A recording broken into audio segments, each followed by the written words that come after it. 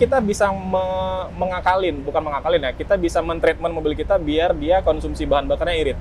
Kadang gua gas tuh injak cek 5, sampai RPM 6. naik tuh ke 4 ke 5. Nah, itu sepertinya di situ tuh harus dijaga banget di situ Itu ya. dijaga. Lu bisa ngerasain gimana caranya bisa beli barang lain dari konsumsi bahan Betul. bakar yang hemat. Iya.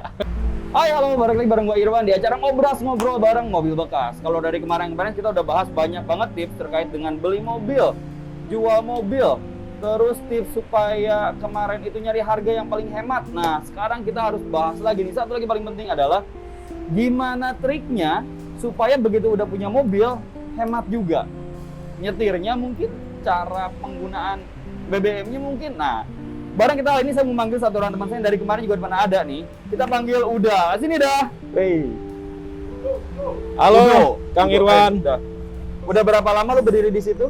Dari kemarin? Dari kemarin gue nungguin biar masuk ke podcast. Dari tadi dia nungguin banget. Dari tadi dia nangkring gitu loh. Udah nungguin. Dah, hari ini tuh gua mau bahas soal serba-serbi hemat bensin. Oke.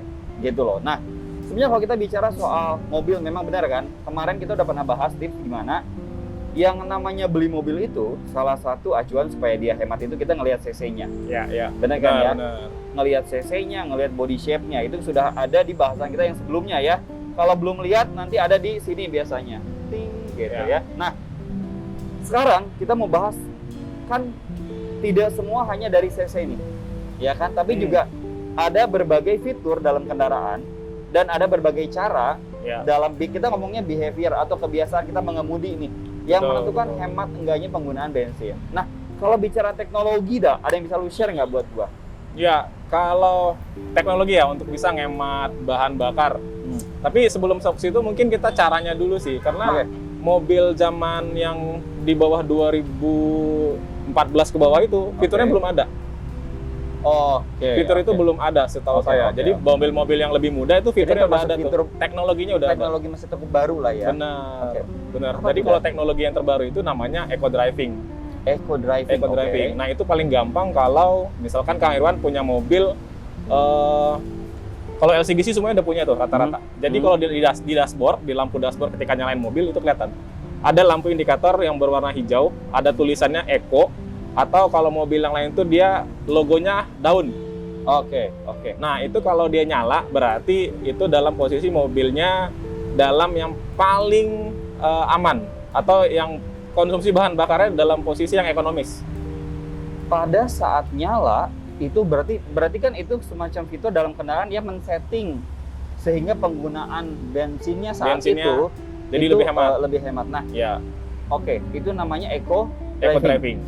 Nah, kalau gue boleh tahu, sebelum bahas soal eco drivingnya, ada spesifikasi di mobil tipe apa aja nggak sih? Atau semua mobil 2014 ke atas tuh pasti ada? Mayoritas sudah ada. Tapi ada beberapa memang yang dia itu ada yang otomatis, ada yang masih manual. Artinya manual? Manual itu ada tombolnya harus dipencet mau dalam modul eco atau sport gitu. Nah, itu ada modulnya, tapi tidak semua mobil gitu. Ada yang mobil-mobil yang udah otomatis. Kayak misalkan LCGC itu udah otomatis. Eco driving ini berarti kalau kita bilang tadi hampir semua mobil sudah ada, indikasinya kan tadi ada di dashboardnya kita bisa lihat ya, ada indikator si eco driving ini. Menyala. Nah, ada kondisi lain nggak? Maksudnya misalnya apakah begitu nggak ada di indikatornya eco driving berarti nggak ada? Oh, nggak juga. Makanya tadi tuh saya bilang yang mobil-mobil tahun yang lebih tua gitu ya, itu dia nggak ada tuh. Tapi kita bisa bukan mengakalin ya, kita bisa men-treatment mobil kita biar dia konsumsi bahan bakarnya irit. Itu kedua nih, kedua nih. Nah, berarti kita bahas soal eco drivingnya dulu.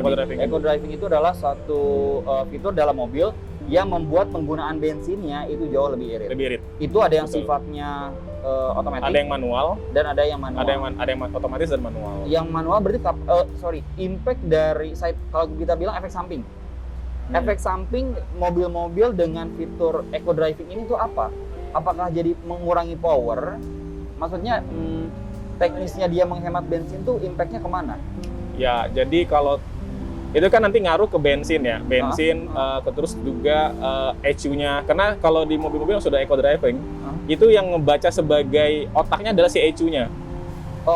Itu dia ngebaca tuh bagaimana si pengemudinya mengendarain ketika dia menginjak gas yang langsung jus gitu, itu eco driving pasti udah nggak kepake, nggak bakalan nyala tuh. Tapi kalau nanti mulai smooth lagi, ngegasnya dengan slow, pijak pedalnya pelan-pelan, nah itu nanti eco driving akan hidup kembali nantinya. Berarti sebetulnya eco driving ini satu sisi menghemat bensin, tapi di sisi lain sebetulnya dia ada impact terhadap power ya. Power.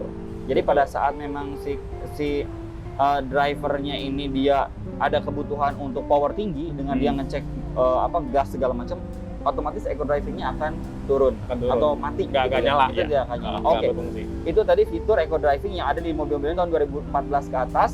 Ada yang muncul di dashboard nama eco drivingnya, ada yang otomatis dan ada yang manual. Ada yang manual. Dan mungkin yang nggak muncul di dashboard juga untuk mobil-mobil sekarang sudah ada fasilitas eco driving. Rata-rata sudah ada. Cuman memang tidak muncul aja kali ya.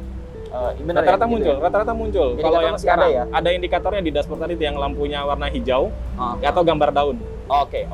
Nah, itu tadi pertama fitur terkait dengan eco driving. Yang kedua kita bahas soal selain fiturnya yang bikin hemat, kita menggeser pada behavior atau cara gimana caranya nyetir supaya kita jadi hemat gitu.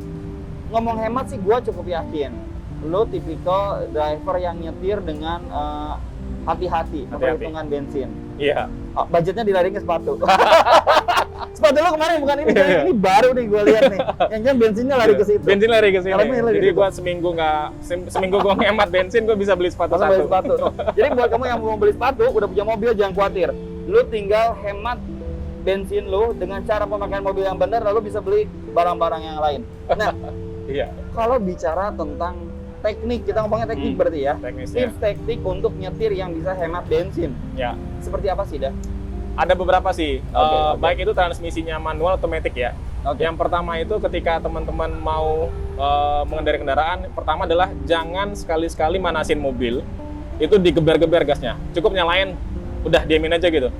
Itu nggak perlu bakalan ngabisin bensin yang banyak. Oke. Jadi walaupun mobilnya nggak jalan, lu angkatin mobil doang, gigi nggak masuk, let's say gitu ya, lu nyalain gas doang aja tuh, itu wastingnya lumayan. Itu akan membakar bensin lebih banyak. Dan itu akan merusak komponen mesin kalau sering digeber kayak gitu. Itu juga mesinnya masih baru nyala dalam kondisi dingin terus dipaksa untuk cepat panas gitu. Oke. Itu yang pertama ya. Itu yang pertama. Terus selanjutnya? Nah, yang kedua, kalau lagi di jalan, mau jalan itu ijak pedal gasnya itu jangan langsung dalam gitu. Tapi perlahan. Nah, itu akan membuat bensinnya lebih irit. Oh, jadi pola menginjak gas. Iya. Karena kan kita kalau terutama apalagi gua yang pakai manual, mungkin karena gua lebih seneng manual ya. Gua kalau di jalan manual kadang-kadang kan kita pengen begitu ganti gigi langsung. Iya. Gitu kan biar cepat gitu. Itu sebenarnya lebih boros ya, jauh dibanding kita lebih bertahap gitu. Betul, lebih boros. Tapi yang penting dijaga yang ketiga itu adalah RPM-nya. RPM. Jadi, RPM kenapa RPM? RPM itu dijaga, jangan lebih. Jadi biar dia lebih hemat, RPM itu dijaga tuh setiap kali 3000 RPM itu ganti. Naikin kalau tadi manual, naikin giginya ke gigi 2, gigi 3, gigi 4 gitu. Setiap 3 RPM. Jadi dijaga stabil RPM itu maksimal 3000. Oke, nah ini sebenarnya ngaruh banget dari penggunaan gigi, apalagi untuk yang pakai mobil manual ya. Kadang-kadang kan kita nggak sengaja nih, let's say gue baru jalan gigi 1, cikirnya masuk gigi 2 gitu kan. Masuk gigi 3, tapi gue kondisi sudah karena pengen punya power, pengen cepat-cepat bisa ada power dan speednya nyampe. Kadang gue gas tuh injak sampai RPM naik tuh ke 4, ke 5. Nah itu sepertinya di situ tuh harus dijaga banget di situ. Itu dijaga, ya. Betul. Once lu sudah mulai hit 3, lu udah harus geser ke gigi berikutnya. Kalau untuk matic berarti gitu juga? Sama, untuk matic sama. Matic kan juga dia transmisinya ada yang keras ya, nyut gitu. Itu juga dijaga sih RPM-nya. Jangan, kembali lagi kayak tadi yang kedua sih, jangan menginjak gas itu secara bahasanya geragas lah ya, langsung zut gitu. Itu jangan itu. Berarti jangan kayak nginjek gas itu kamu langsung dihabisin gitu ya? Iya, pelan-pelan aja untuk gasnya. Selain itu ada lagi? Nah, yang keempat itu, ini kebiasaan juga sih buat teman-teman yang kalau matic sih seringnya ya. Lagi di lampu merah, atau lagi di tanjakan, atau lagi berhenti di tempat kemacetan gitu. Pastikan bahwa si posisi gigi itu netral. Jangan di posisi D, terus pijak rem gitu. Itu kan RPM naik. Itu banget sih sebenarnya. Nah, itu bahaya. Itu banget. Itu bahaya. Itu kenapa dah? Itu bahaya kan, dia gas kalau mobil matic itu kan kita nggak injak gas pun itu sebenarnya di jalan. Betul. RPM tuh naik tuh sampai 5.000 sampai 10.000 tuh. Nggak nyampe 10.000, tapi di bawah 5.000. Tapi kan itu membakar bahan bakarnya lebih banyak dalam kondisi kayak mau jalan. Walaupun Iya. kondisi kita rem. Nah, itu bahaya. Pas kondisi rem bukannya RPM-nya nggak naik ya? Naik, Oke. Naik. Itu naik. Itu yang gua nggak perhatiin. Jadi kalau berhenti ya better posisi giginya netral, tarik rem tangan, udah. Jadi biarkan dalam posisi itu. Jadi itu benar-benar RPM-nya akan lebih stabil tuh di bawah. Oke. Nah itu pasti kalau semuanya dijalanin, mulai dari tadi panasin mobil sampai dengan nanti teman-teman berhenti bawa mobilnya, pasti deh itu teman-teman ngerasain konsumsi bahan bakarnya akan terasa banget. Lu bisa ngerasain gimana caranya bisa beli barang lain dari konsumsi bahan Betul. bakar yang hemat. Iya. Itu yang lu lakukan. Ada lagi dah selain itu? Itu aja sih sebenarnya, itu sudah cukup. Kembali Oke. nanti ke behavior-nya si drivernya sih. Oke. Nah. Berarti kalau gua summary-kan berarti sebetulnya penghematan dari penggunaan BBM ini ada dua nih. Ada based on fitur, dari segi fitur, dan kedua dari segi cara nyetir atau teknik menyetir. Dari segi fitur tadi ada yang namanya eco driving. Eco driving itu sebenarnya fitur yang ada dalam mobil dari mobil tahun 2014 ke atas ya. Lebih muda ya, 2014 ke atas itu sudah punya fitur untuk eco driving. driving, di mana eco driving itu sebenarnya ada impact terhadap speed, terhadap power. Jadi pada saat kamu nyetir dalam kondisi powernya tidak terlalu kuat, berarti speednya rendah, itu eco driving nyala. Jadi dia ada penghematan luar biasa Iya. sebetulnya di situ ya Otomatis, dari segi betul. BBM-nya. Itu yang pertama terkait dengan eco driving. Jadi pastikan pada saat kamu nyari mobil, kamu boleh nanyain fitur eco driving-nya ada nggak gitu ya. Mungkin mostly sudah ada sih ya. Nah, yang kedua adalah tips terkait dengan teknis. Gimana teknik nih ya? Tips tekniknya gimana cara kamu nyetir. Yang pertama tadi di-share sama Uda adalah yang pertama, Ketika jangan manasin mobil dengan kondisi ngegas. Jadi kalau manasin mobil cukup nyalain mesin, udah diemin aja. Manasin mobil paling berapa menit sih? paling 5-10 menit juga 10 cukup. menit sih cukup. Oke.